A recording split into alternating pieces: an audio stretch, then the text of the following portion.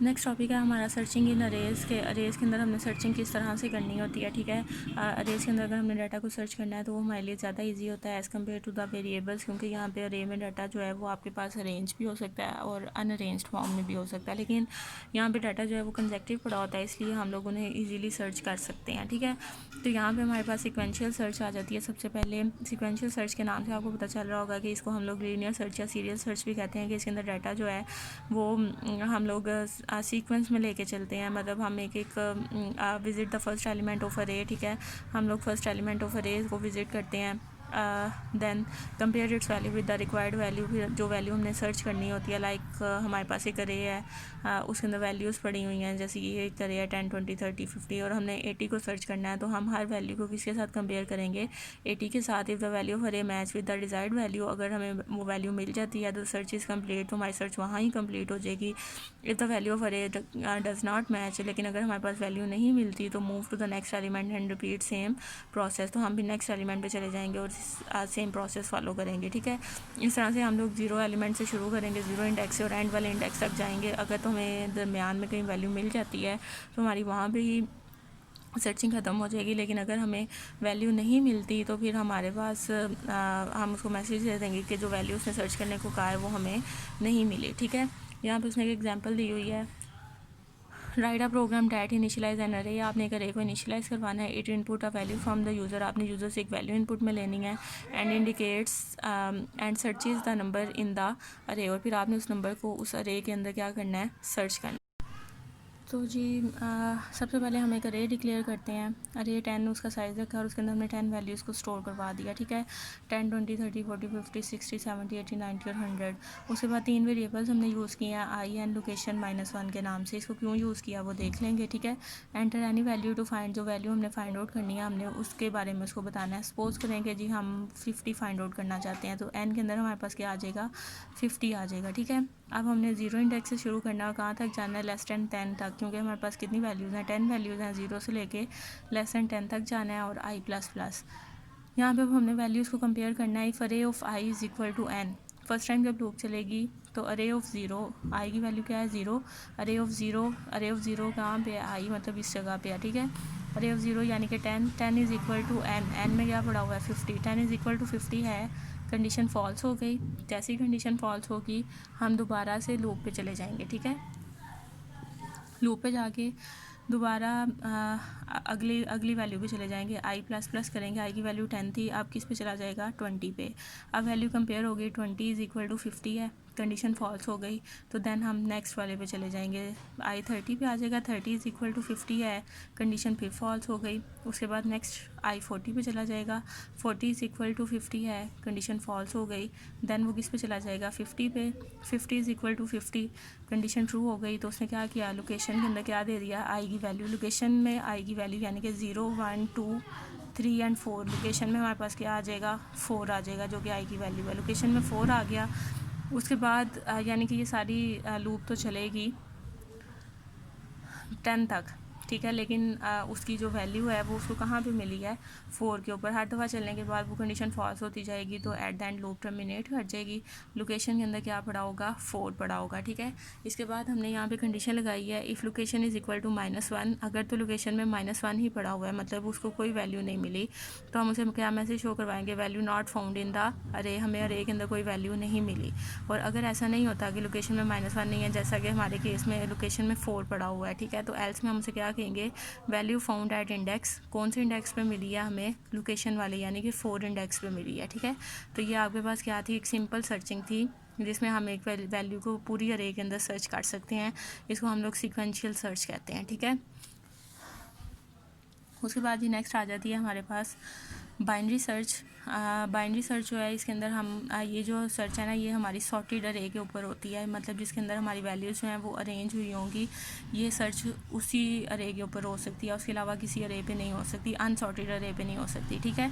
इसके अंदर क्या होता है कि हम अपनी अरे को 2 पार्ट्स के अंदर डिवाइड कर देते हैं, 2 पार्ट्स बना लेते हैं, लाइक ये एक ये होता है और एक ये होता है। एक लेस दैन लाइक ये मिड पॉइंट होता है। अब जो वैल्यू सर्च करनी है उसको कंपेयर किया जाता है कि इस मिड पॉइंट से कम वाली साइड पे है कि इस मिड पॉइंट से ज़्यादा वाली साइड पे है, ठीक है। इसका फ़ायदा ये होता है कि हमें सारी अरे को सर्च नहीं करना पड़ता। अगर मिड पॉइंट से कम वाली साइड पे है तो हम सिर्फ इतनी अरे को सर्च करेंगे, और अगर मिड पॉइंट से ज़्यादा वाली साइड पे है तो फिर हम इतनी अरे को सर्च करेंगे, ठीक है।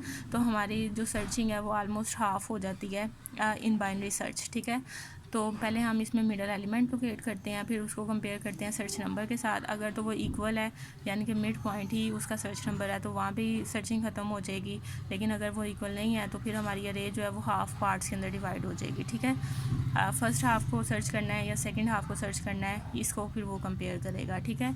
तो यहाँ पे हमारे पास इसकी एक एग्जांपल दी हुई है, इसको भी देख लेते हैं।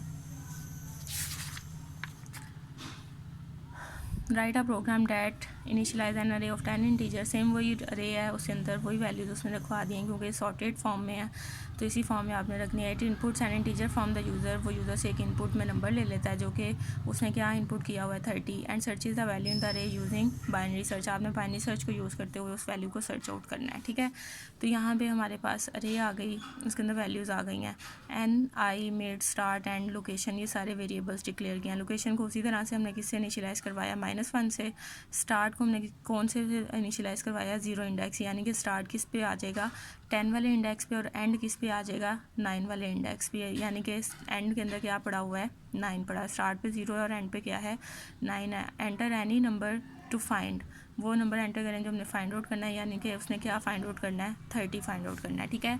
अब इसमें कंडीशन क्या लगाई, while start is less than equal to end. Start में क्या पड़ा हुआ है 0, 0 is less than equal to 9, condition true है। तो mid is equal to start plus end divided by 2, 0 plus 9 divided by 2, 9 divided by 2 करेंगे तो हमारे पास आएगा 4.5। जबकि हमारे पास मिड जो है वो क्या है, एक इंटीजर वैल्यू है, ठीक है। तो वो क्या कंसीडर करेगी, सिर्फ 4 कंसीडर करेगी, ठीक है। तो इसका मतलब क्या है 0, 1, 2, 3 एंड 4। आपका मिड पॉइंट कहाँ पे है, इस 4 वाले यानी कि इस इंडेक्स के ऊपर है, ठीक है। अब हमने क्या देखना है, इफ़ अरे ऑफ मिड, यानी कि अरे का मिड पॉइंट, अरे मिड में क्या पड़ा हुआ है 4, यानी कि 4 इंडेक्स 0, 1, 2, 3 एंड 4 इंडेक्स, यानी कि 50 इज़ इक्वल टू 30 है। अगर तो 50 इज़ इक्वल टू 30 होता यानी कि इधर 50 होता तो फिर तो ये कंडीशन ट्रू होनी थी। अब कंडीशन क्या हो गई हमारे पास, फॉल्स हो गई, ठीक है। एल्स इफ में हम चले जाएंगे, यहाँ पे चेक करेंगे N is less than array of mid. N में क्या पड़ा हुआ है 30, 30 is less than array of mid, कहाँ पे पॉइंट आउट कर रही है 50 पे, 30 is less then 50, condition true है। तो एंड पे हम किस पे चले जाएंगे, मिड -1, यानी कि मिड में 4 पड़ा, 4 - 1 यानी कि 3। तो एंड अब बजाय इसके कि 9 पे पॉइंट आउट करता, अब वो एंड किस पे पॉइंट आउट कर रहा है, इस 3 वाले इंडेक्स पे, 0, 1, 2 एंड 3, इस 3 पे आ जाएगा। उसके बाद एल्स वाला केस चेक होगा। एल्स में क्या है, start is equal to mid +1। अगर वो ना ट्रू होता तो फिर हमारे पास मिड +1 में चला जाना था, लेकिन हमारे केस में ये वाली कंडीशन ट्रू हो गई है, ये वाली। तो हमारे पास अब एंड में क्या आ गया है 3, ठीक है। अब दोबारा कंडीशन वाइल वाली चेक होगी, start is less then and. Start में क्या पड़ा हुआ है 0, 0 इज़ लेस दैन, एंड में क्या पड़ा हुआ है हमारे पास 3, 0 is less than 3, condition again true है। Mid is equal to start plus end divided by 2, 0 plus 3 divided by 2। तो इसमें क्या आ जाएगा 1.5, इसमें क्या आ जाएगा 1। तो हमारे पास जो मिड पॉइंट है वो कहाँ पे चला जाएगा 1 के ऊपर, यहाँ पे हमारे पास मिड पॉइंट आ जाएगा, ठीक है।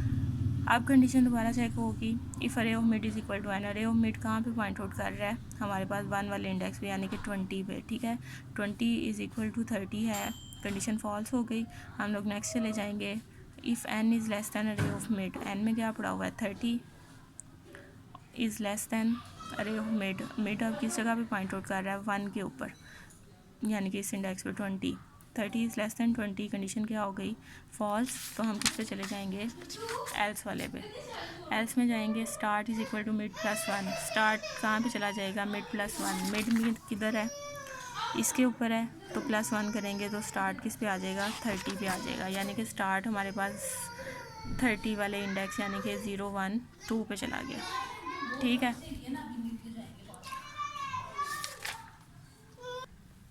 तो अब जो है स्टार्ट हमारे पास कौन से इंडेक्स पे आ गया है 30 वाली यानी कि 1 2 वाले इंडेक्स पे आ गया, ठीक है। अब दोबारा कंडीशन चेक होगी हमारे पास start is less than end है। स्टार्ट में हमारे पास 2 पड़ा हुआ है और एंड में हमारे पास 3 पड़ा है। 2 is less than 3 condition true है। Mid is equal to start plus end divided by 2 यानी कि 2 + 3 डिवाइडेड बाई 2 करें तो 2.5 आता है। इंटीजर है तो 2 कंसीडर होगा। तो अब हमारे पास मिड पॉइंट कहाँ पे पॉइंट आउट कर रहा है, 2 के ऊपर 0 1 एंड 2। हमारा मिड पॉइंट अब किस पे आ गया, 30 पे। अब कंडीशन चेक होगी if array of mid is equal to N. Array of mid में क्या पड़ा हुआ है, 30 और एन में भी क्या पड़ा हुआ है, 30। कंडीशन ट्रू हो गई तो location is equal to mid. Location में हमारे पास क्या आ जाएगा, मिड वाला पॉइंट। मिड क्या था, 2। तो साथ ही हमारी लूप क्या कर जाएगी, ब्रेक। ये ब्रेक होने के बाद आगे क्या लिखा हुआ है, वही वाला कि लोकेशन में अगर -1 है तो इसका मतलब ये है कि हमारे पास वैल्यू कहीं पे फाउंड नहीं हुई। लेकिन अगर लोकेशन में -1 नहीं है तो इसका मतलब ये है कि हमें कौन से इंडेक्स पे मिल गई है, हमारे 3 वाले इंडेक्स पे, ठीक है। तो यहाँ तक आपके ये सर्चिंग वाले टॉपिक जो हैं वो ख़त्म हो जाएंगे।